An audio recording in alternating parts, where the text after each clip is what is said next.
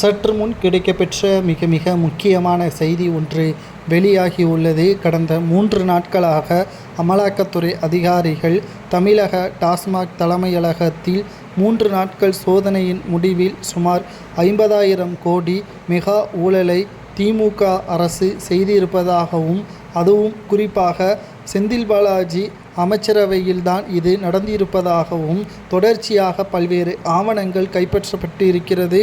தமிழகம் இந்திய அரசிற்கு மிகப்பெரிய ஒரு துரோகத்தையும், கிட்டத்தட்ட செந்தில் பாலாஜி அவர்கள் இதற்காகத்தான் அவசரமாக அவரை ஜாமீனில் வரவழைத்து 2 நாட்களில் அமைச்சர் பதவியை கொடுத்தீர்களா என்ற கேள்வியே நீதிமன்றத்திடம் தற்பொழுது மனு மூலமாக அமலாக்கத்துறை அதிகாரிகள் கேள்விகளையும் கூறியுள்ளது.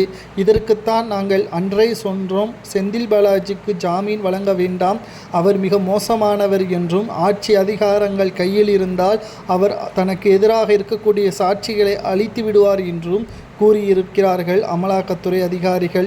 இது ஒரு பக்கம் இருக்க, 3 நாட்களாக நடைபெற்ற சோதனையின் முடிவில் பல்வேறு ஆவணங்கள் திமுகவின் அரசிற்கு எதிராக இருப்பதால் உடனடியாக திமுகவின் ஆட்சியவே கலைப்பதற்கு ஆளுநர் RN ரவி அவர்கள் உள்துறை அமைச்சர் அமித்ஷா அவர்களுக்கு கடிதங்களை கொடுத்துள்ளனர். தொடர்ச்சியாக திமுக அமைச்சரவையில் இடம்பெற்ற செந்தில் பாலாஜி அவர்களுக்கு சொந்தமான நிறுவனங்களிலும் அமலாக்கத்துறை அதிகாரிகள் தமிழக டாஸ்மாக் தலைமை அலுவலகத்தில் சோதனைகள் நடத்தியதில் கொள்முதல் டாஸ்மாக் செய்யப்படும் பொழுது வரி ஏய்ப்பு செய்து இந்திய அரசிற்கு துரோகத்தை செய்துவிட்டார்கள் என்றும், தமிழக அரசே இவ்வாறு செய்தால் தமிழக மக்கள் துரோகம் செய்ய மாட்டார்களா என்ற கேள்வியையும் அமலாக்கத்துறை அதிகாரிகள் கேள்வி எழுப்பியதை ஆளுநர் RN ரவி அவர்கள் நேரடியாக உள்துறை அமைச்சருக்கு தெரிவித்துவிட்டார். தற்பொழுது செந்தில் பாலாஜி அவர்கள் மூலமாக திமுகவின் ஆட்சி கலைக்கப்படுவது உறுதியாகிவிட்டது.